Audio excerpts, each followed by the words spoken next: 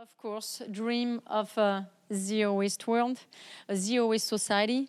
If zero waste has transformed my family, I can only imagine what it would be like if we had a society based on being instead of having.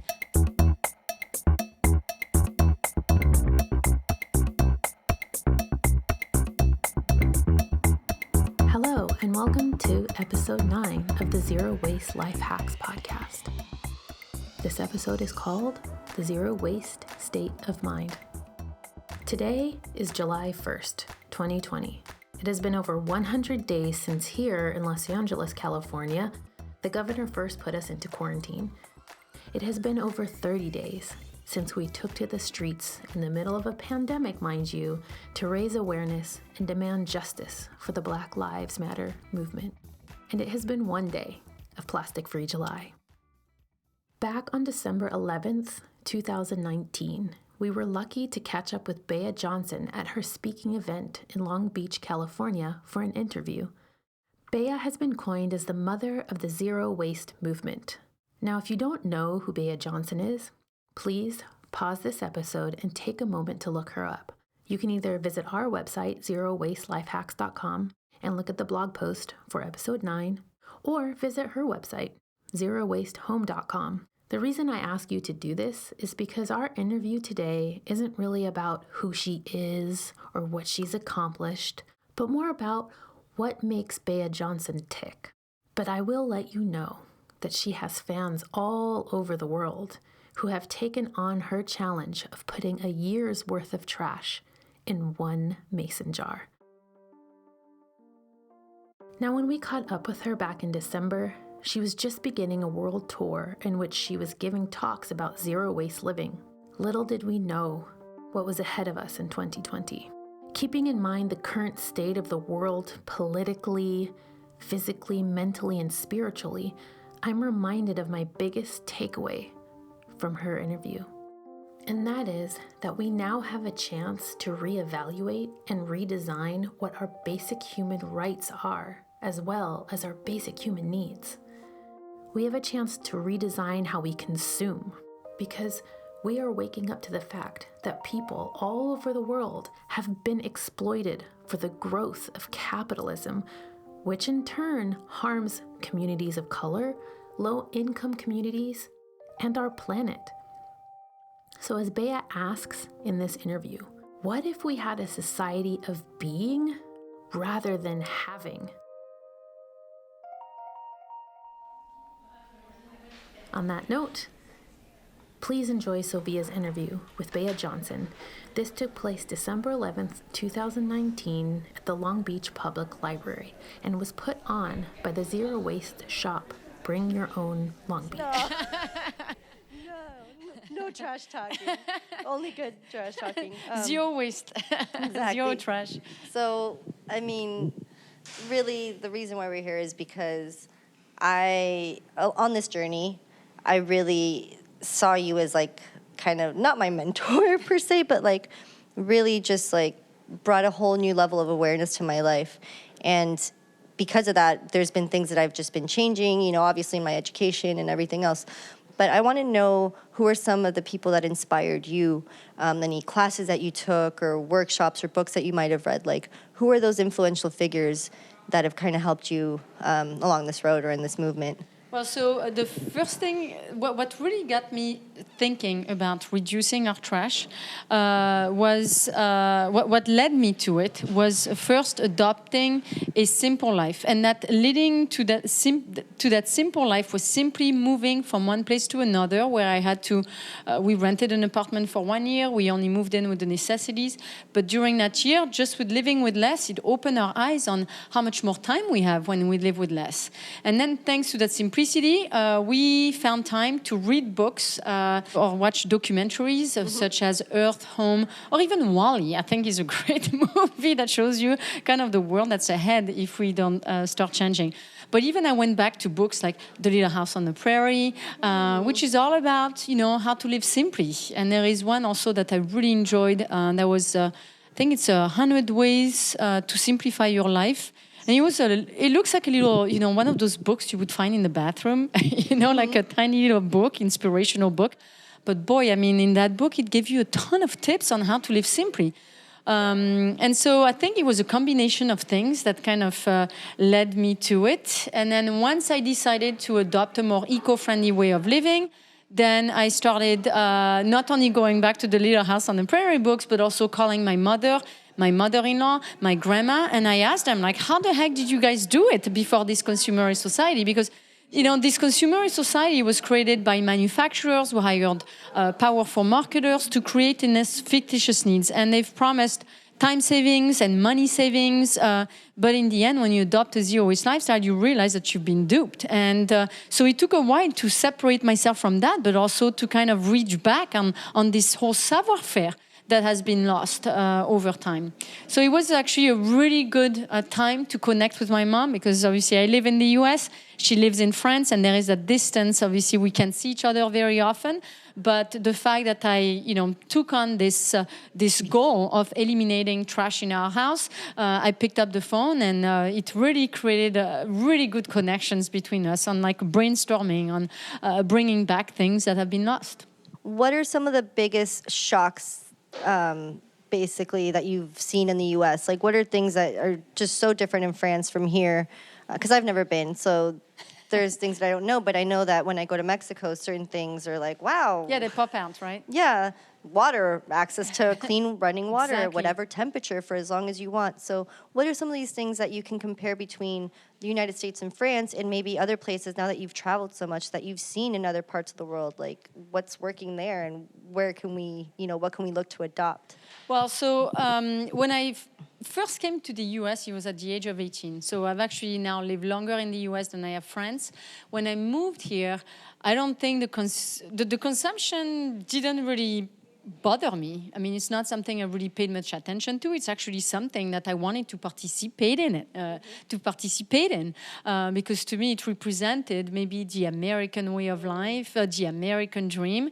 And at one point, so I met my husband and we moved to Europe for one of his jobs, and we lived there for 4 years. But then when once I got pregnant, I wanted to come back to the US to experience that the soccer mom life, and experience what it's like to actually raise a family in the US. And I dreamt of the big house as seen on TV, the 2 refrigerators, one in the kitchen, one in the garage, or maybe sometimes 2 in the garage, and SUVs and all that stuff.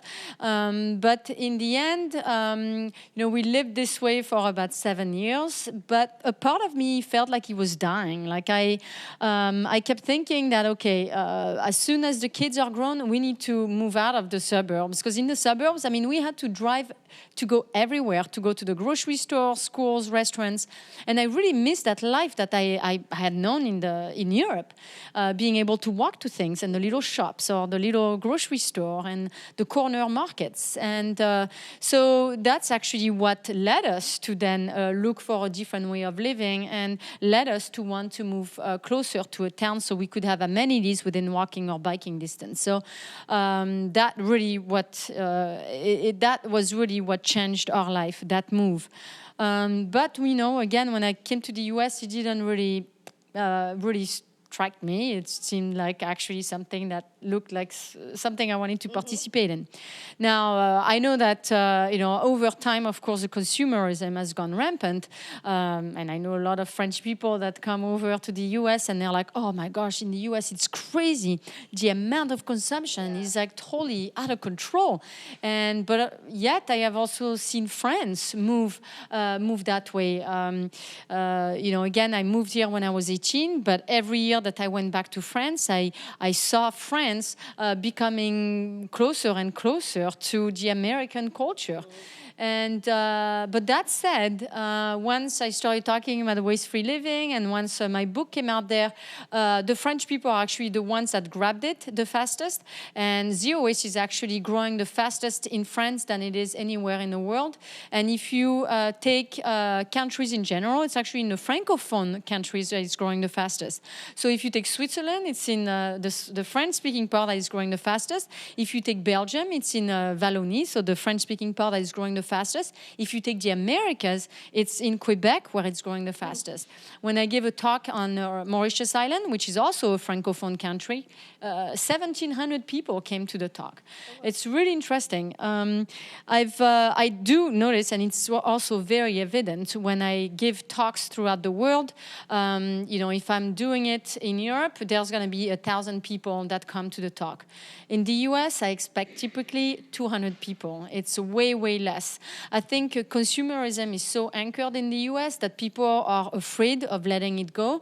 People are afraid of not showing their successful ways with a big house, big cars, latest gadgets and brands and the Gucci bag and this and that. They're also afraid in the end of buying secondhand, which is part of adopting a zero-waste lifestyle.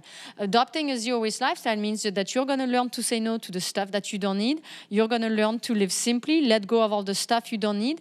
You're going to swap disposables for reusables and buy secondhand if you need to buy something. And I think a lot of these parts of the zero-waste lifestyle scare the American public. Now, having given talks in 68 countries so far, it's become very evident to me that you have a lot of countries over the world that look at the US as an image of prosperity. And I've been invited in places like Brazil to speak about my lifestyle as the lifestyle of the future, to basically tell them that in the US we've majorly screwed up. We're trying to undo things so you guys have the power not to make the same mistake. And yes, everyone deserves a roof on their heads, a few pieces of clothing and of furniture, but I'm here to say you really don't need much in order to be comfortable. Once you've reached that comfort level, then anything beyond it becomes excess and does not improve one's standard of living. It actually becomes a detriment. And it's also crazy to me that I've been invited to talk about my simple life in countries like India. I would have thought, okay, India, they already know how to live simply, but no, I mean, consumerism is basically, coming into every part of the world, and a lot of these countries are just simply following the US's example. I don't watch a lot of environmental documentaries because I personally find them depressing. But what I took from the last two I watched, it was The Inconvenient Truth, the sequel with Al Gore. The other one was Before the Flood with Leonardo DiCaprio. And what I retained from both documentaries was the same thing. In both documentaries, they go to developing countries and basically tell them, hey, you got to change your ways. You got to be really mindful of your emissions. And in those countries, they look at the producers and they're like, excuse me, but maybe it's up to you to change because you're leading, you're the consumer, you're showing this example of prosperity. And I think it's really about time that we changed that image, and that I personally dream of a zero-waste society, but I think to get there, we need to change the US so we can show a different image. And that's the reason why right now I'm on a year-long speaking tour throughout the US and Canada. I'm saying no to lots of different talks throughout the world because I really want to focus on the US and on the US especially. So I actually went to the screening also of the Before the Flood, and I walked out a little bit disappointed from that one because I felt like so much of it was focused on the big ideas. This is this company that's developed this. There's millions of dollars being put into this, but I felt like there wasn't enough emphasis on the little things that we can do. What the consumer can do. And then at every level, right? So a lot of the zero waste lifestyle now is like, well, buy this $40 juice thing or coffee mug, or buy this that costs only $20. Well, not everybody has money to do that. Not only that, but there's plenty of free options, and using the order, right, the 5 R's or whatever. Like, there's things you could do for free. You don't need to buy a water bottle. You can reuse a mason jar or whatever. But exactly, and that's actually a part of the zero-waste lifestyle movement that is really bothering me. There are two different sides of the movement that are bothering me. One is indeed all these social media accounts that have popped up and the blogs that are like trying to make money and basically trying to turn the zero-waste lifestyle into a consumerist lifestyle. They're telling you got to buy this, you got to buy that. They're telling you can't be zero waste if you don't have a reusable stainless steel straw. Wait, excuse me, but before you even go out there to buy a straw, I hope that you're asking yourself, do I even need one? Yeah. I think in 99.9% of the cases, our population doesn't need one. Yeah. I think there is only a very slim portion of the population who, for maybe a physical disability, might need a straw, but most of us don't. So before you go out there and go buy things that all those social media accounts are telling you to buy, take a moment and ask yourself, do I even need it? And that's actually part of, indeed, my 5 rules. My 5 rules are 1, refuse what you do not need. 2, reduce what you do actually need. 3, reuse by swapping disposables for reusables and buy secondhand if you need to buy something. 4th, it's to recycle, but it's to recycle only what you cannot refuse, reduce, or reuse. And finally, it's rot, which is composting the rest. In none of these rules, none of these rules are telling you, go out there and buy something new. Buy something that you don't need new. So before you go out there to buy anything, ask yourself, do I really need one? And in most of the cases, actually, people already have in their homes the things that they need in order to do zero waste.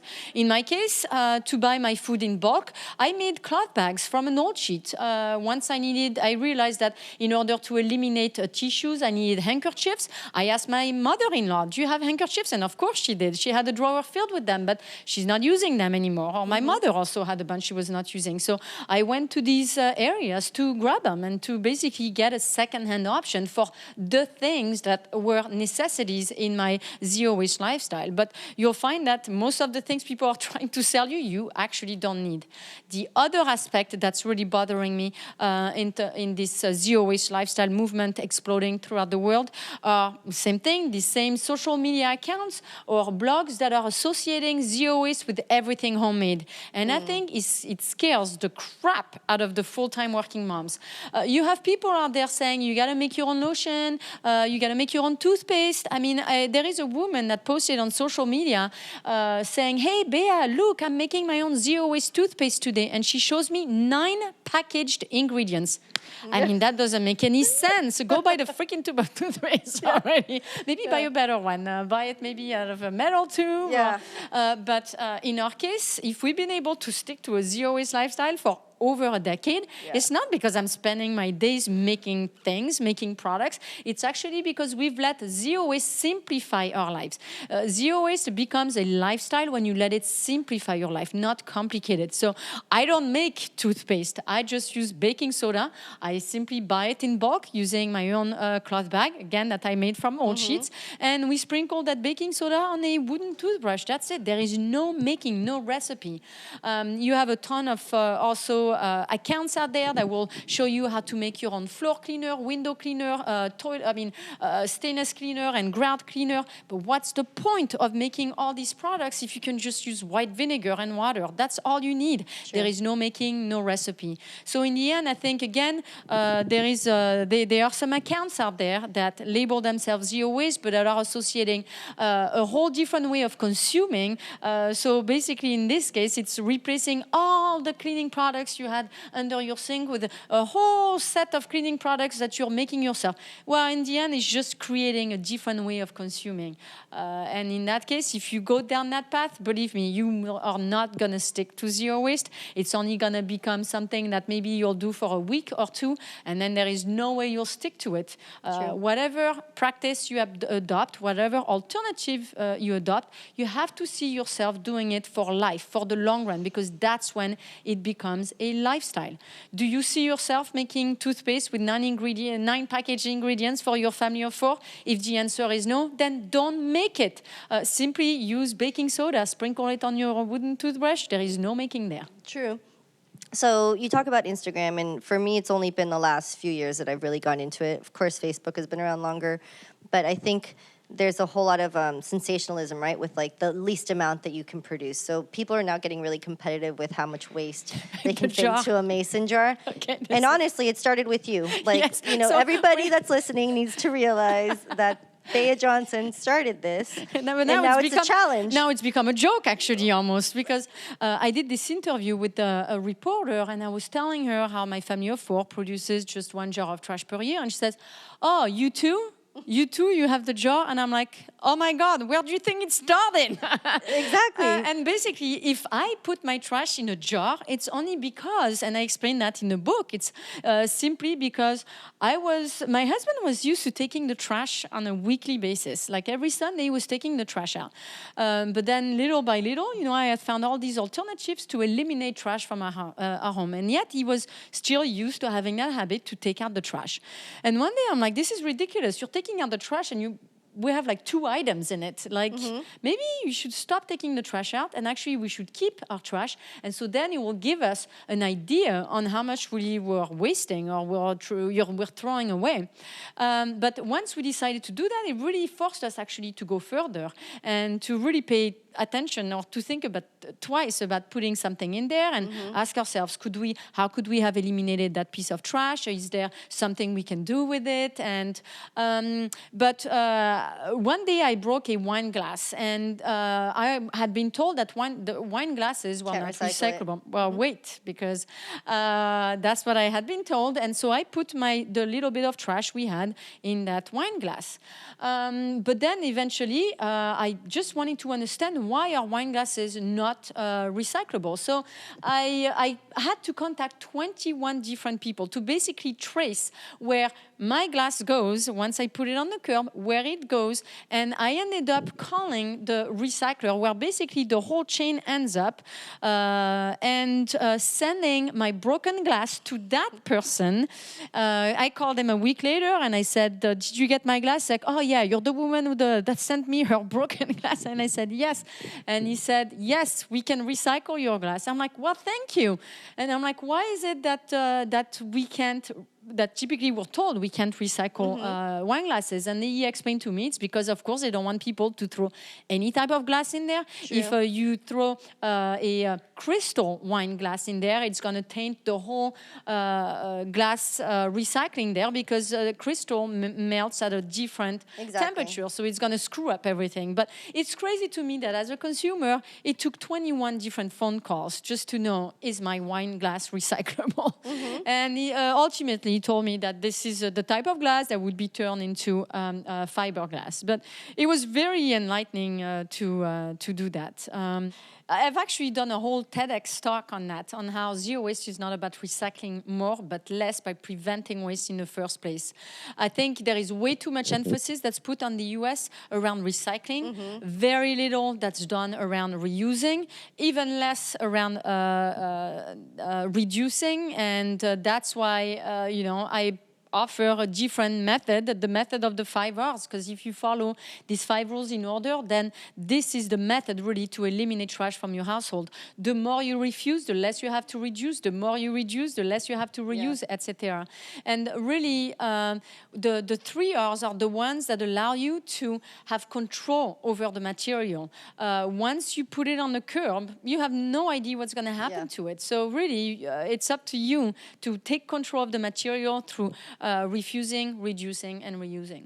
Well, and as somebody that travels a lot, I think, depending on if you stay at hotels, how eco-friendly those hotels are, Airbnbs, there's a lot of things that we're going to come in contact to that we might not otherwise have in our daily lives, right? Because we are choosing what we want to buy. So what are some hacks for when you travel that make it so that you can still maintain this lifestyle even when there's other things that are kind of being pushed on you, or almost forced on you in a way? I actually find that traveling is actually easier than being at home. At home, I know where to get my things without packaging, so that's easy. Actually, I've created a bulk finder. It's a tab on my blog, zerowastehome.com, that has allowed for the global zero waste community to share all the bulk locations that they discover throughout the world. So we have 46,000 locations that have been entered in more than 160 countries. This is actually, they call it the most useful tool, for the zero waste community, or the zero waste lifestyle movement, because if you're going somewhere in a new country, in a new place, and you don't know where to buy unpackaged, then you can look at the app and it will show you. So it's actually, if you type app, app.zerowastehome.com, you can get straight to it. So it's a really useful tool. And I have to say, I mean, I'm using the tool myself. Yeah. It's a community tool, so it's up to the community to share all the locations that they discover throughout the world.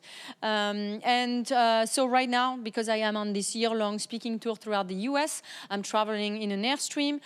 So of course I have to source I'm going grocery shopping all over the country. So the app is very useful. And also sometimes I like not to check the app, just to have the experience of someone that's starting out zero waste and doesn't know that there is an app that exists, and just to have just to experience the reaction that I will get in the store.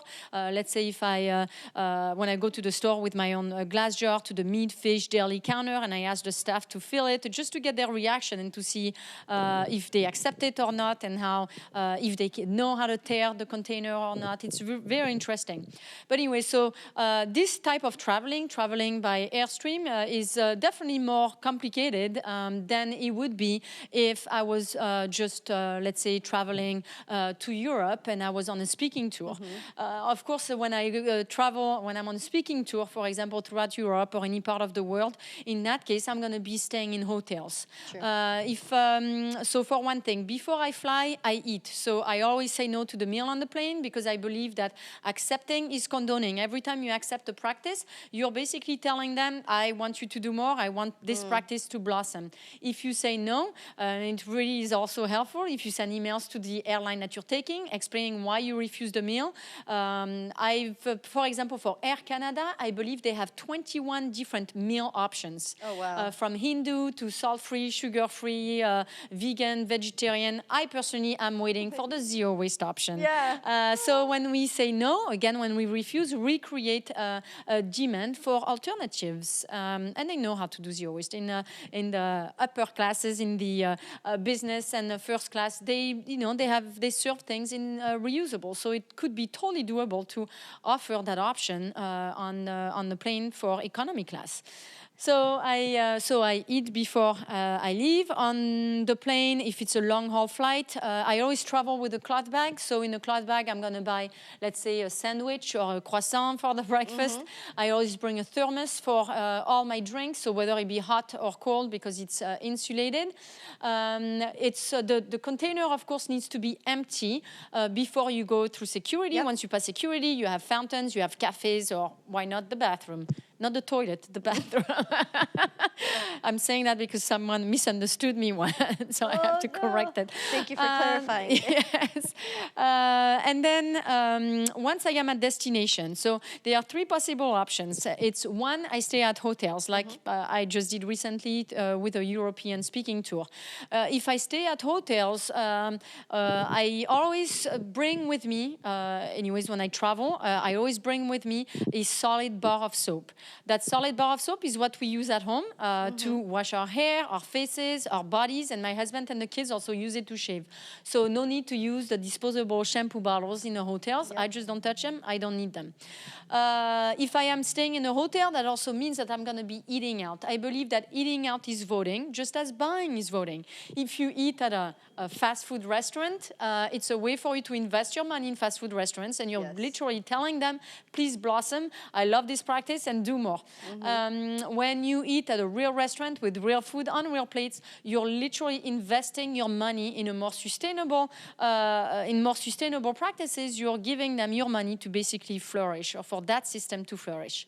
Now, the second option is we can stay at someone's house. Let's say I stay at some friend's house, family house. Then in that case, I'm going to respect their lifestyle just as I expect them to respect my lifestyle if they come to my house. So if I go to someone's house and, for example, there is a bowl of chips that's on the coffee table, I'm not going to say no to the chips. I'm not going to say, no, I know you bought it in packaging. It's the contrary. I'm going to jump on the chips because it's not something I buy. True. But the third option is we'll rent a house. And if we rent a house, of course, that means that we're going to be looking to buy our groceries unpackaged. And for that, we do check the bulk finder. If, let's say, for some reason there was no location in the bulk finder, Then farmers markets are a great source of unpackaged foods. Your local fisherman, local butcher, the local producers, the little stand on the side of the street. So, talking about fitting a year's worth of trash into tiny little mason jars, as many people claim to do, what is Bea's guilty pleasure? What is something that every so often you're willing to just say, you know what? I'm going to get that little chocolate bar or chips. For me, it's chips. So I'm curious as to what is that one thing that every once in a while you're willing to just say, you know, you only live once, and I'm going to get it this time. My guilty pleasure are experiences. It's really not consumer goods. It's not stuff. It's not the food that I buy is whole. It's so much healthier. It's tasty. And thanks to this lifestyle, we've actually discovered a true sense of taste. And I know that if I was eating the crap again, I would lose that sense of taste. And it's so important to me. But does that mean, again, that I never eat chips or never eat Oreo cookies? No, because if I go to someone's house and it's being offered to me, I'm not going to turn it down. I'm going to say, sure. I accept your lifestyle just as I expect you to respect mine if you come to my house. So I'll have the chips. If we go to an ice cream shop and there is the Oreo flavor. I mean, I personally, that's definitely not my favorite flavor. My favorite flavor is like green tea. But let's say if my kids, we don't buy Oreo, so if my kids wanted the Oreo flavor, I mean, those things are still surrounding you everywhere. So that doesn't mean that we never, ever have them. It's just that you get them somehow. They come in your life whether you like it or not. That's how I feel about soda, too. Like, I never buy it, but if there's a Coca-Cola, especially a Mexican Coke, I'm like, the Mexicans one. Yeah, they're the best, right? And what's awesome is actually south of the border, the bottles are actually being reused. That's, it's sadly, that is something that we've lost here in the U.S., but it's something that still exists south of the border. Now, what's sad is that, for example, I've gone to a place like, for example, like in Belize. I was like in the middle of nowhere in the jungle. They had Coca-Cola, but whenever they were serving it or selling it, they would... And the bottle, again, is like totally returnable, reusable. Mm-hmm. But when they sell it, they actually pour it in a plastic bag and they put a straw in it with a rubber band because they're afraid they're not going to get the bottle back. So that is such a shame because they have like the zero waste system in place. There are so many different parts of the world where we'd like to see that happening again, but they're not using it. So, but anyways, I think we all have to learn from each other's cultures. I think a lot of people, or I hear a lot of people criticizing me for my travels, but if you follow any of the tips in my books and you criticize me traveling, it's a bit hypocritical because a lot of my savoir-faire has actually been sourced from other cultures, either from the way I grew up or even from cultures that I have visited. For example, the black you see on my eyes is just activated charcoal that I apply with a Moroccan applicator. This is the way that I've learned to apply coal powder in Morocco, and now I'm able to use that, savoir-faire to achieve zero waste and teach other people to do the same. And it looks amazing, by the way. Thank you. It's the smoky eye. Yep. Michelle and I are both moms, and I think being on the zero waste lifestyle is a lot easier when you're just responsible for your own, for yourself. So we want to give some tips. We want other people to feel like, hey, they can do it too, right? A lot of times, like you said, it could just be overwhelming. But what is something that you've struggled with your kids, for instance, especially now that they're growing up? You said they shave now. My kids are now in university. Oh, wow. Yeah, both of them have, we dropped off the youngest one just a couple months ago. And so, when it's funny because when we first exposed our lifestyle to mainstream, it was through an article in the New York Times in 2010, and we got hammered with criticism.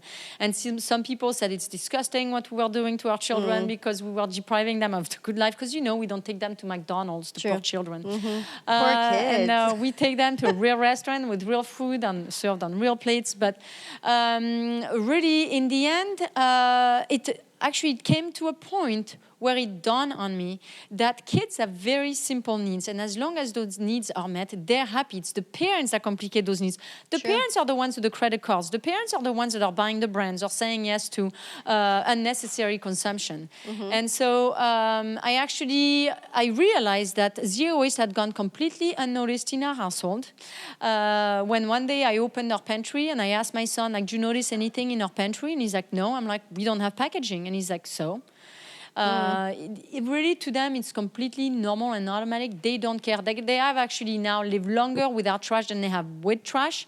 So, you know, when you grow up with a certain religion or a certain diet, you take it for granted. You don't question it. You might only question it when you become independent and have to make those decisions for yourself. So now I have 2 kids at university. Of course, the first year they had they have the meal plan.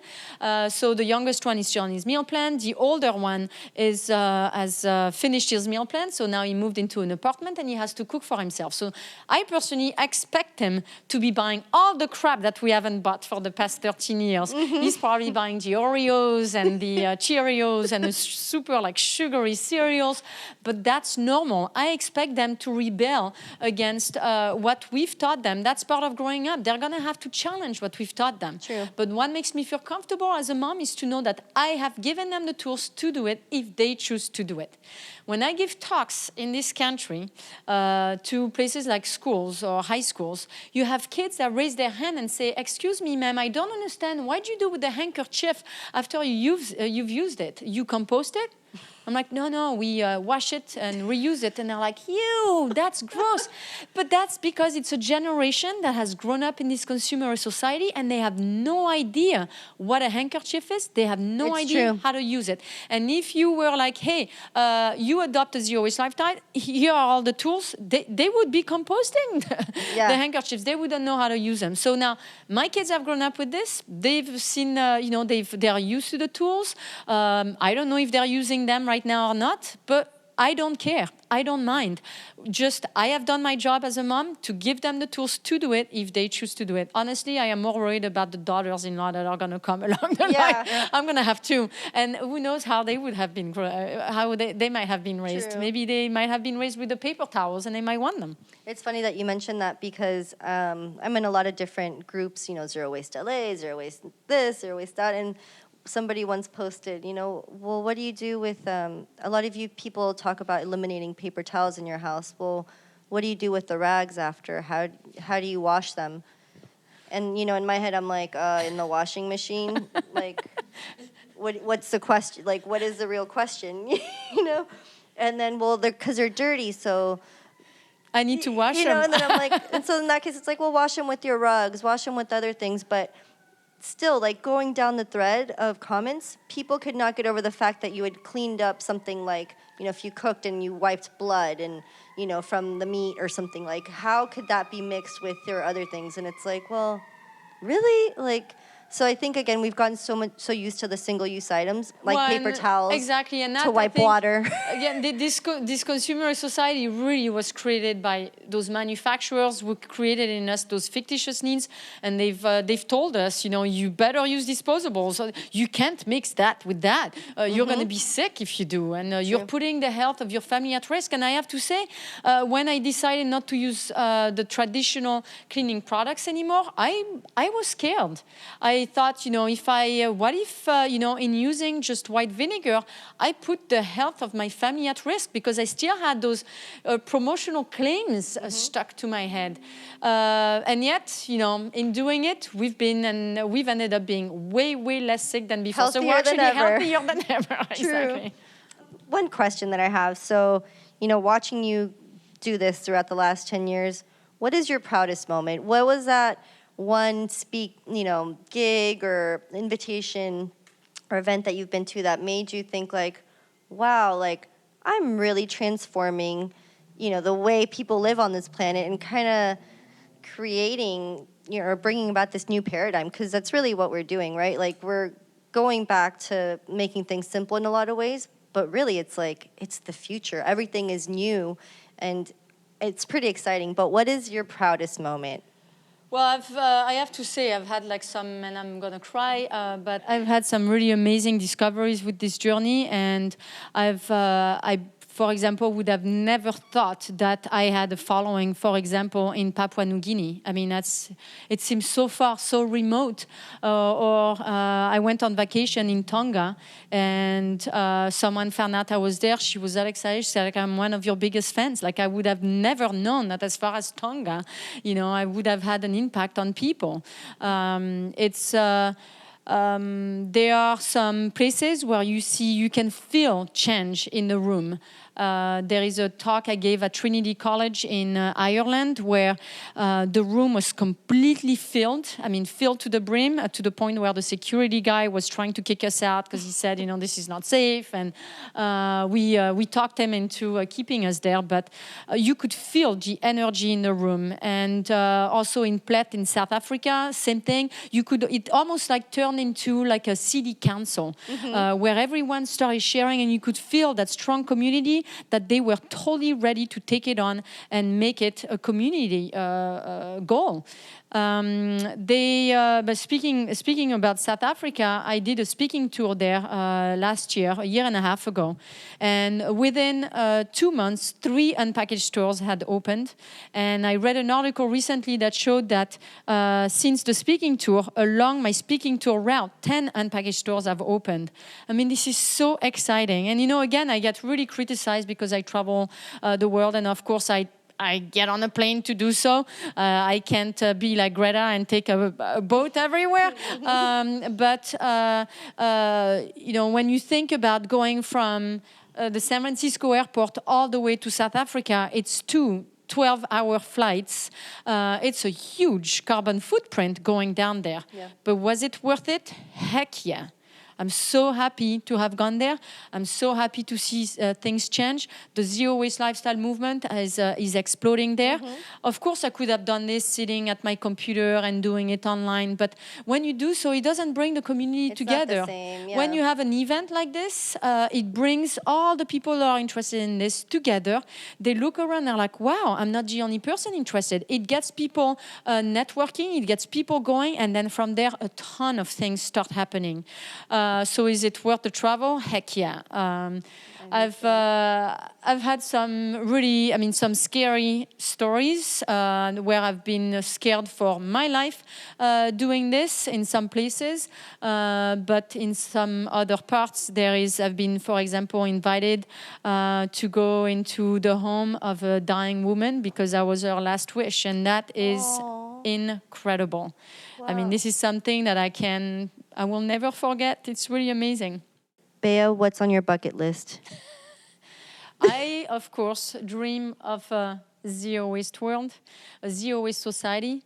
If zero waste has transformed my family, if thanks to this lifestyle we've discovered a life of being instead of having, I can only imagine what it would be like if we had a society based on being instead of having.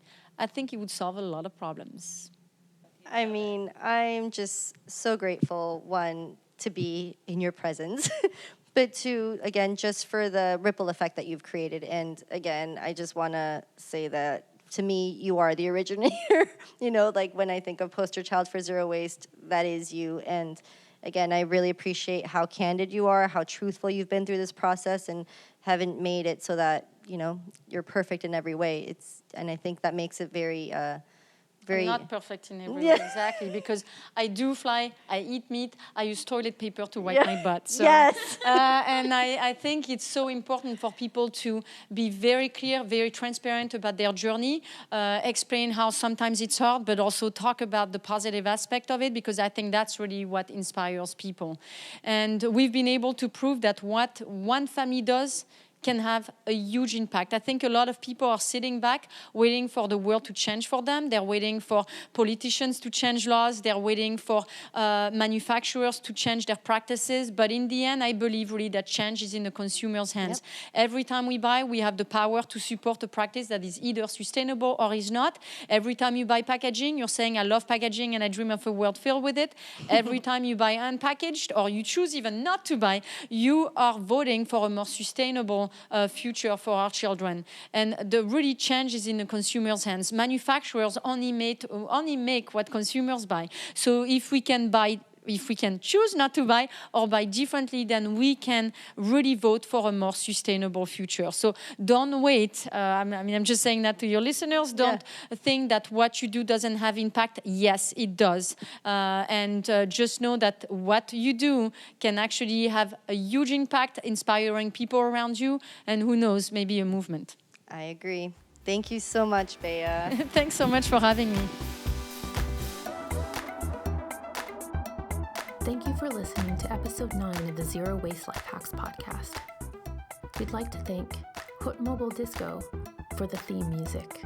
We'd also like to thank Bring Your Own Long Beach, who helped to coordinate this interview and also put on the speaking event with Bea Johnson. And of course, thank you, Bea Johnson, for your time, wisdom, and inspiration. If you'd like to learn more about zero waste life hacks and how you can lobby, educate, and petition, please visit our website at zerowaste.lifehacks.com and go to the page entitled Lobby, Educate, and Petition. Thank you for listening, and until next time, just say no to plastic.